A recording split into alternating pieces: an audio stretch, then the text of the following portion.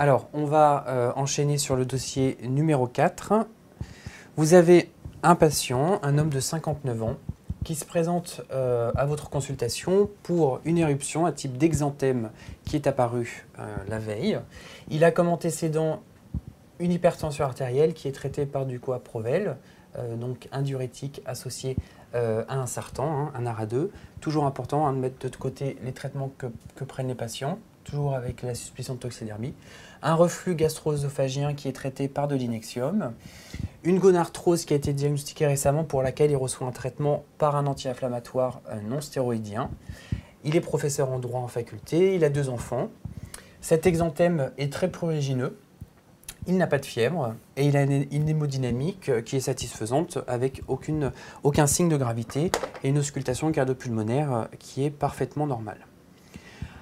Alors, la première question, on dévie un petit peu de l'exanthème, on vous demande quel est le premier diagnostic à évoquer devant un prurite d'apparition récente et quelles sont les caractéristiques de ce prurite.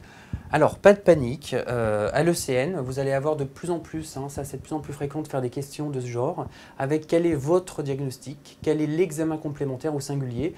Vous avez envie d'écrire 10 diagnostics ou 10 examens complémentaires, on vous en demande un, alors respectez la question, sinon vous n'allez pas avoir les points.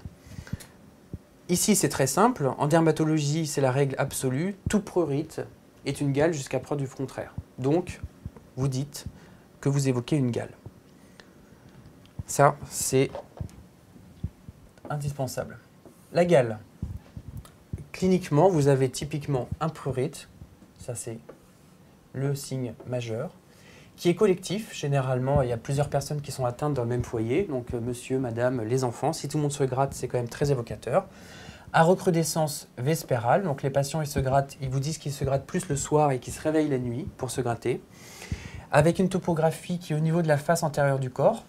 Typiquement, on dit que les patients qui se grattent devant ont la gale, les patients qui se grattent dans le dos, chez les patients SDF par exemple, c'est des poux de corps. Et la topographie, c'est donc très fréquemment la face antérieure des poignets, les espaces interdigitaux, les mamelons, les organes génitaux et l'ombilique. Ça, c'est vraiment la topographie typique de la gale. Quelles lésions vous recherchez en faveur d'une gale? Eh bien, comme vous connaissez bien votre cours, vous allez pouvoir répondre à la question. Vous avez 2 types de lésions. Premièrement, les lésions spécifiques de la gale, avec le sillon scabieux, où vous pouvez voir parfois avec un dermatoscope le parasite qui est généralement localisé entre les espaces interdigitaux, sur les faces antérieures des poignets. Vous avez également les vésicules perlées qui contiennent les acariens également. Et vous avez les nodules scabieux qui sont une réaction inflammatoire de défense en quelque sorte contre l'acarien et donc vous ne trouvez pas d'acarien dans les nodules scabieux. Les nodules scabieux sont généralement localisés au niveau des organes génitaux externes, au niveau du scrotum chez l'homme et au niveau des fesses. Et vous avez des lésions non spécifiques de gale, c'est-à-dire des lésions qui se voient dans n'importe quelle dermatose prurigineuse, donc des excoriations, c'est-à-dire en gros des morceaux de peau qui sont un petit peu arrachés avec les ongles des patients, avec des lésions linéaires. Toute lésion linéaire est très évocatrice de grattage. L'impétinisation si ça surinfecte parce que le patient n'a pas forcément les mains propres, et de l'eczématisation due au prurite et au grattage surtout réitéré. Ici, bien sûr, vous avez un exanthème, pas du tout en faveur du diagnostic, mais vous avez un exanthème prurigineux. Le type d'exanthème est morbidiforme. Vous savez que vous avez 3 types d'exanthème, le morbidiforme, le scarlatiniforme, le roséoliforme. Et donc, vous n'avez pas forcément les mêmes étiologies, et on vous demande de rappeler les caractéristiques sémiologiques de ce type d'exanthème. Morbidiforme, ça veut dire comme le morbidivirus, c'est-à-dire qui ressemble à la rougeole. Et donc l'exanthème morbidiforme est par définition maculopapuleux. Donc c'est-à-dire que quand vous passez la main sur la peau du patient, n'oubliez pas, dans votre examen dermatologique, il faut toujours palper le patient, palper les lésions, voir si elles sont infiltrées, si elles sont profondes, ça c'est très important. Et donc les papules, quand vous passez la main, vous sentez quelque chose de granité, quelque chose en relief. Et donc ça, c'est en faveur d'un exanthème morbidiforme. Par exemple, dans l'exanthème roséoliforme, vous n'avez uniquement que des macules. C'est-à-dire que quand vous passez la main, vous n'allez rien sentir. Des intervalles de peau saine, donc toute la peau n'est pas atteinte, qui est finement squameux en fin d'évolution. Ça, ce n'est pas du tout spécifique de l'exanthème morbidiforme, mais c'est l'évolution de ce type d'exanthème. Alors, dans l'énoncé, qui était apparemment assez complet, il manque quand même des choses, et donc ça doit être vraiment très important, parce qu'il manque des choses à l'interrogatoire. Là, vous n'aviez pas demandé si le patient avait voyagé récemment, notamment dans un pays tropical. Ça, c'est vraiment important pour savoir s'il y a une notion de comptage. Hein. Vous n'allez pas évoquer les mêmes étiologies. Les conduites sexuelles à risque, c'est très important de savoir si le patient se protège ou pas, puisque vous allez avoir des étiologies qu'on va voir après devant les exanthèmes morbidiformes. S'il a remarqué récemment, s'il a fait un voyage dans une forêt, il s'est baladé dans la forêt, il avait une piqûre de tique, là, vous allez être un petit peu orienté pour certaines étiologies. Si ces vaccinations sont à jour, ce n'est pas toujours évident parce que les patients n'ont souvent pas leur carnet de vaccination avec eux et ils ne savent pas vraiment les vaccinations. Mais ça, vous êtes quand même obligé de demander ça aux patients. Et ce qui est très important, c'est qu'on vous disait exactement quel traitement le patient prenait. Donc, on avait dit du Coaprovel, de l'Inexium, du Biprophénide. Mais on ne vous a pas dit quand est-ce que ça avait été introduit. Quand vous suspectez une toxidermie, ça c'est très important de savoir quand est-ce que a été introduit le médicament, si le patient prend ça depuis 10 ans ou si ça a été introduit il y a une semaine. Vous n'allez pas suspecter les mêmes médicaments. Qu'est-ce qui manque à l'examen physique? Comme on a dit dans les précédents dossiers, l'examen dermatologique, je le répète encore une fois, c'est l'examen de la peau, des muqueuses, des plis, des phanères, des paumes et des plantes.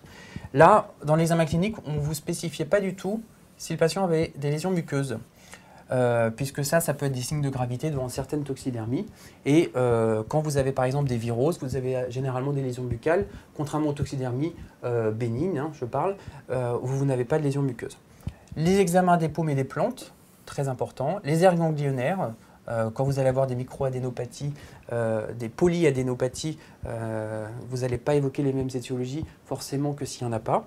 Et rechercher une organomégalie, notamment un gros foie et une grosse rate. Ça, c'est vraiment le b.a.-ba de l'examen clinique devant un exanthème. Les 5 principales hypothèses diagnostiques. Alors pareil, là, vous allez être affolé, vous allez vous dire j'ai envie d'en mettre 15, on m'en demande 5. Si on vous demande 5 hypothèses diagnostiques, n'oubliez pas qu'ici, là, si vous lisez bien la question, il y a écrit les principales hypothèses diagnostiques. Vous n'allez donc pas partir sur la rickettsiose ou des étiologies qui ne sont pas au programme de l'internat. Vous allez donc parler des hypothèses les plus fréquentes, les plus graves et surtout celles qui sont au programme de l'internat. Donc quand vous êtes perdu, vous ne parlez que de ce que vous connaissez. D'accord ? Ici, comme le patient prenait des médicaments, bien sûr qu'il faut évoquer la toxidermie. Toxidermie bénigne, pourquoi? Parce que généralement, c'est de type exanthème morbidiforme. Si vous avez un syndrome de l'aïeul, généralement, ça ne va pas commencer par un tableau comme ça. Donc, ça serait plutôt une toxidermie bénigne de type exanthème morbidiforme. Toujours évoquer, quel que soit l'âge, la primo-infection VIH. Primo-infection VIH généralement qui est discrètement fébrile, avec un exanthème morbidiforme, des microadénopathies diffuses et parfois des lésions muqueuses érosives. Syphilis secondaire, c'est pas pour rien qu'on l'appelle la grande simulatrice, ça peut prendre toutes les formes et donc il faut l'évoquer, ça peut être de nombreuses syphilides. Classiquement, vous avez aussi dans la première floraison, dans la syphilis secondaire, vous avez la roséole syphilitique, mais là vous devez quand même évoquer des syphilides papuleuses secondaires et donc toujours évoquer la syphilis secondaire qui peut avoir des formes très différentes qui parfois ne ressemblent pas aux photos dans les livres. Vous aviez parlé tout à l'heure, comme étiologie, de virose morbiliforme. On avait dit que ça ressemble à la rougeole. Et donc, il faut absolument évoquer une rougeole. D'accord ? Et vous avez, comme d'autres autres hypothèses, vous avez les autres viroses. D'accord ? Alors là, vous avez plein de types. Hein, la mononucléose infectieuse par infection au virus d'Epstein-Barr, l'entérovirus, le CMV. Vous avez d'autres aussi, la toxoplasmose. Hein, ce n'est pas une virose, mais vous pouvez avoir ce tableau clinique, mais là c'était vraiment les 5 étiologies, soit graves, soit urgentes, soit très fréquentes, qu'il faut absolument avoir en tête. Là, vous avez complété votre examen clinique et votre interrogatoire, et on vous dit que l'exanthème morbidiforme a des lésions d'âge différents. Donc le mot-clé, c'est une éruption polymorphe, ça c'est important. L'interrogatoire vous apprend que le biprophénide a été introduit il y a 10 jours, donc c'est tout récent. L'Inexium, ça fait 2 mois que le patient prend ça, et que le Coaprovel a remplacé la Provel la semaine dernière, d'une fait d'une pression artérielle mal équilibrée. Quel est votre diagnostic final justifié? Alors ici, vous avez donc un patient qui a un exanthème morbidiforme, qui n'a aucun signe de gravité, qui n'a pas de fièvre, qui n'a pas de ganglion, qui a des lésions d'âge différent et donc une éruption polymorphe et une éruption qui est très prurigineuse. Le diagnostic le plus probable, c'est une toxidermie bénigne. D'accord? Ça, c'est le plus probable, puisque généralement, bien que ça ne soit absolument pas spécifique, si vous avez une virose, par exemple une rougeole, vous allez avoir des lésions muqueuses, ce qui n'est pas le cas, vous allez avoir une fièvre élevée, ce qui n'est pas le cas, vous allez avoir des lésions monomorphes qui ont le même âge, ce qui n'est pas le cas également. Ici, vous avez une prise de biprophénide, qui est quand même un traitement, un anti-inflammatoire non stéroïdien qui est très fréquemment en cause dans les toxidermies. Et toujours pour une toxidermie, vous justifiez toujours de la même façon l'imputabilité intrinsèque et l'imputabilité extrinsèque. Dans l'imputabilité intrinsèque, vous avez un score sémiologique, c'est-à-dire que vous avez tous les critères sémiologiques qui vous font plutôt suspecter une toxidermie qu'une virose. Donc c'est tout ce que j'ai dit tout à l'heure, les lésions polymorphes, l'absence de fièvre, le prurite qui est très important, hein, dans une rougeole il n'y a pas de prurite, pas d'adénopathie et pas de lésions muqueuses. Et le score chronologique, l'introduction du médicament entre 5 et 15 jours avant. Pardon. Si vous avez un biprophénide, par exemple, qui est pris depuis plus de 6 mois, c'est peu probable que ça soit une toxidermie bénigne, puisque vous savez que le délai d'introduction des médicaments pour la toxidermie bénigne de type exanthème morbidiforme, c'est généralement, classiquement, le 9e jour, et plus généralement entre 5 et 15 jours. Donc là, le tableau clinique est vraiment très évocateur. Et l'imputabilité extrinsèque, c'est ce qu'on disait tout à l'heure en cause, c'est que les INS sont très fréquemment en cause dans les toxidermies. Bien sûr, si vous avez du Doliprane qui a été introduit il y a une semaine, il faut vraiment se poser des questions parce que dans la littérature, dans le Vidal, vous avez c'est quand même pas très fréquent d'avoir des toxidermies au Doliprane. Donc c'est comme ça que vous devez construire votre réponse, être bien détailler votre réponse, dire que c'est une toxidermie bénigne de type exanthème morbidiforme. Une toxidermie, vous précisez toujours si elle est bénigne ou grave. Avant de dire que c'est un syndrome de l'aïeul, par exemple, vous précisez que c'est une toxidermie grave de type syndrome de l'aïeul. D'accord? Quel médicament est en cause et pourquoi? D'accord? La prise en charge de la toxidermie.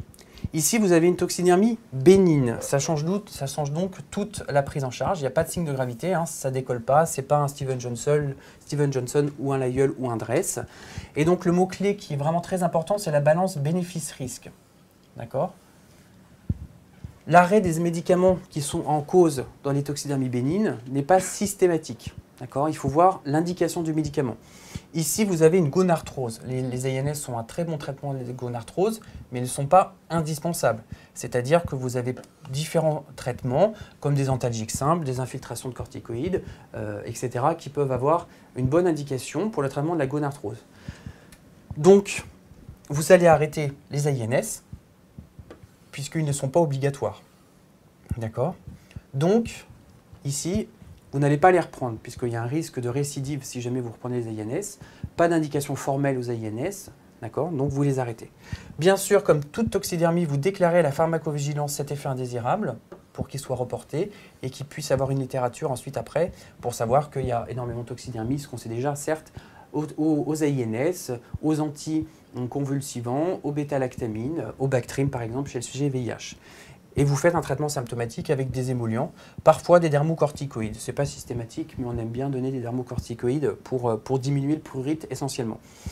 Si on prenait un autre exemple, par exemple, ce qui est très fréquent dans la vraie vie et dans les dossiers, c'est la toxidermie bénigne au Bactrim chez le patient VIH. Comment ça se gère? La toxidermie au Bactrim, le Bactrim qui est donné à visée prophylactique chez le patient VIH qui a moins de 200 CD4 pour prévenir la toxoplasmose et la pneumocystose, c'est vraiment indispensable. Un patient qui a moins de 200 CD4 doit être traité en prophylaxie pour éviter ces complications qui peuvent être très graves et mettre en jeu le pronostic vital. D'accord? Ça, c'est tous les bénéfices du Bactrim. Les risques, c'est quoi? Vous avez une toxidermie, donc il y a peu de chances, une toxidermie qui est bénigne, peu de chances que ça donne un syndrome de l'aïeul. D'accord? Donc là, vous avez envie de continuer le Bactrim. Donc vous pouvez continuer le Bactrim sous surveillance hospitalière, au départ. En pratique, qu'est-ce qu'on fait? Je suis d'accord avec vous que généralement, on n'aime pas prendre de risques. Au niveau médico-légal, on n'aime pas avoir des complications de ce genre. Et donc, on arrêtera généralement le Bactrim pour donner de la Velvon, qui est un autre traitement un petit peu moins efficace de la pneumocystose et de la toxoplasmose en préventif.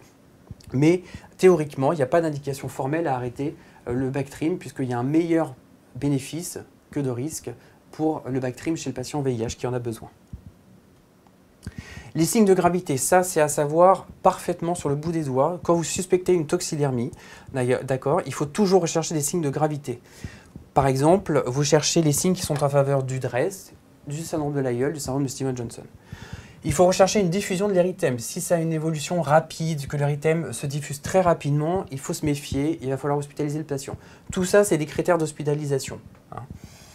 L'infiltration des lésions qui sont très infiltrées, surtout au niveau du visage, ça se voit dans le DRESS, qui est une toxidermie grave, avec un aspect œdémateux du visage. S'il y a des lésions très infiltrées, c'est probablement pas une simple toxidermie bénigne. La fièvre élevée. Alors la fièvre élevée à elle seule n'est pas un critère d'hospitalisation, bien sûr. Elle est généralement associée à d'autres signes cliniques. Mais une fièvre élevée à 40, il faut se poser des questions pour une simple toxidermie. 40 de fièvre pour une toxidermie bénigne à l'augmentin ou au Bactrim ou au biprophénide. Il faut se méfier. Donc ça, c'est vraiment un signe de gravité. Les polyadénopathies. Pourquoi avoir des ganglions? C'est un signe de gravité pour deux raisons. La première raison, c'est que vous savez que la polyadénopathie se voit dans une toxidermie grave qui est le DRESS, où vous avez une polyadénopathie. Et deuxièmement, il n'est pas impossible que si vous avez une érythrodermie ou un exanthème qui est très diffus, il y a un début de surinfection cutanée et de sepsis à point de départ cutané, donc des adénopathies qui ne soient pas réactionnelles mais infectieuses. Donc ça, c'est vraiment important. Si vous avez des douleurs cutanées ou muqueuses qui sont très intenses, ça c'est vraiment important. Si vous avez des douleurs cutanées, par exemple un érythème qui est rouge, sombre, un peu violacé, qui se diffuse vite avec de la fièvre et un mauvais état général, ça se voit dans les toxidermies bulleuses, dans le syndrome de Lyell et dans le syndrome de Stevens-Johnson. Avant d'avoir le décollement bulleux, vous avez des lésions qui sont un peu purpuriques et des lésions cutanées qui font mal, qui sensation de brûlure. Et donc ça, c'est pas normal d'avoir des lésions vraiment douloureuses. Prurigineuses, c'est banal, mais des lésions douloureuses, ça doit vraiment vous inquiéter. Des lésions muqueuses, si vous avez une toxidermie avec des lésions muqueuses, c'est forcément une toxidermie grave, d'accord? Je rappelle que dans le syndrome de Stevens-Johnson ou de Lyell, ça commence par les muqueuses. Vous allez avoir des érosions buccales qui sont au départ très banales, comme des epizyaphes, des lésions génitales, d'une sensation de sable dans les yeux, avec une photophobie qui montre qu'il va y avoir une atteinte des conjonctives. Donc des érosions muqueuses, ça c'est un signe de gravité. Le signe de Nikolsky. Le signe de Nikolsky est toujours un signe de gravité, pas spécifique des toxidermies bien sûr. Le signe de Nikolsky, je rappelle, c'est le décollement, le fait que vous frottiez la peau en zone saine. J'insiste bien que ça soit la zone saine. Si vous frottez au niveau d'une bulle, forcément que ça va décoller. Donc le signe de Nikolsky, vous grattez doucement sur la peau saine qui est périlésionnelle autour d'une bulle. Et si vous avez un décollement, c'est un signe de gravité, vous avez un signe de Nikolsky. Je rappelle que le signe de Nikolsky se voit dans les toxidermies graves bulleuses de type Stevens-Johnson et surtout le syndrome de Lyell, se voit également dans le pemphigus profond, donc une dermatose bulleuse auto-immune, et se voit dans la nécrolyse épidermique staphylococcique, par exemple, chez l'enfant qui a un exanthème scarlatiniforme avec un début au niveau des plis, une grande fièvre et un exanthème un peu rouge avec une sensation de cuisson. Vous avez un signe de Nikolsky positif par sécrétion de toxines exfoliantes du staphylocoque.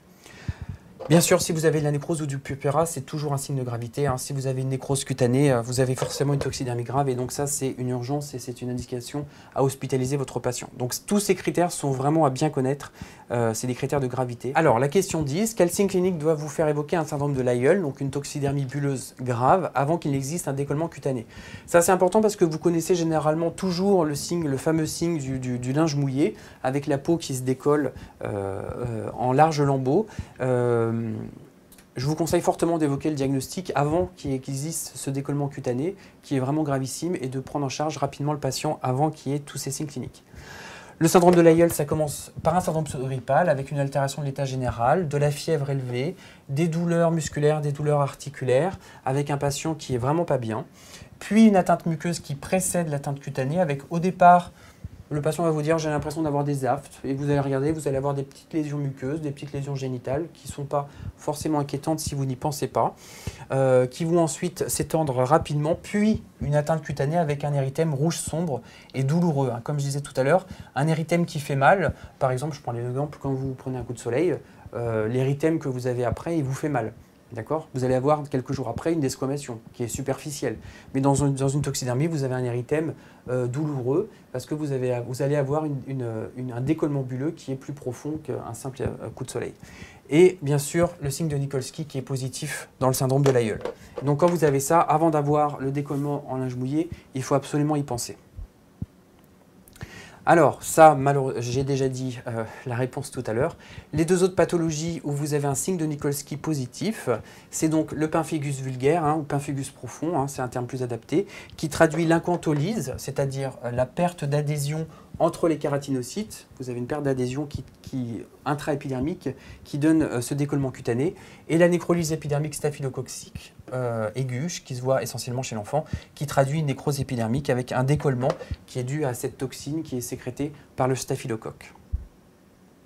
En conclusion, devant un exanthème, vous avez trois types d'exanthèmes, d'accord? Le morbilliforme qu'on a vu, le scarlatiniforme, le roséoliforme.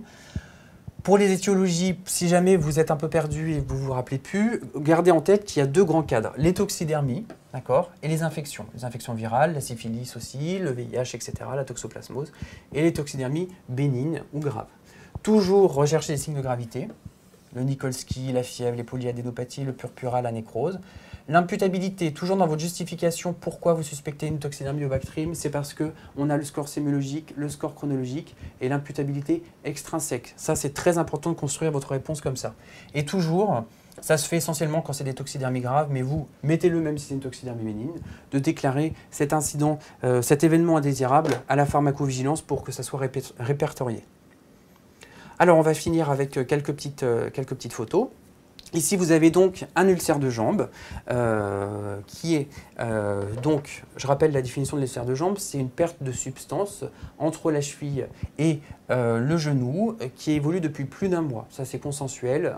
Si vous avez une perte de substance depuis 3 semaines, c'est une érosion, une ulcération. L'ulcère, ça a un caractère chronique. La définition, c'est donc un mois.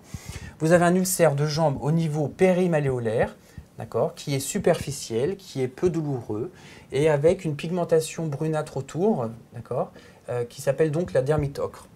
Quand vous avez ça, c'est très évocateur d'ulcère veineux, l'ulcère veineux qui est généralement périmalléolaire, suite soit à des varices, soit à une maladie post-phlébitique après avoir fait une thrombose veineuse profonde et une incontinence veineuse diffuse, superficielle ou profonde. Et généralement, l'ulcère est donc superficiel, peu douloureux. Ne dites pas qu'il est indolore, c'est pas vrai. Généralement, ça peut faire mal, mais ça fait moins mal qu'un ulcère artériel.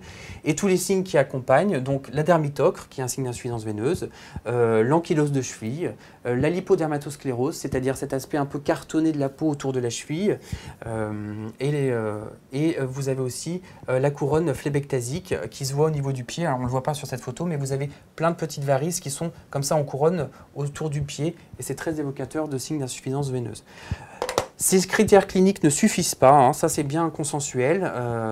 Les signes cliniques en faveur de l'ulcère veineux ou de l'ulcère artériel ne suffisent pas. Vous êtes donc obligé de faire les IPS, c'est-à-dire les index de pression systolique, donc faire le rapport de pression entre la cheville et la pression humérale pour rechercher une artériopathie qui se voit à partir de 0,9. Si vous avez un IPS inférieur à 0,9, vous avez une artériopathie débutante. Si vous avez un IPS inférieur à 0,7, vous avez un ulcère artériel. Donc si c'est entre 0,7 et 0,9, c'est un ulcère mixte, donc c'est-à-dire artério-veineux. D'accord ? Ici, une autre photo, vous avez une patiente qui a le doigt qui devient brutalement tout blanc, un peu une sensation de doigt mort. Ça s'appelle donc le phénomène de Raynaud.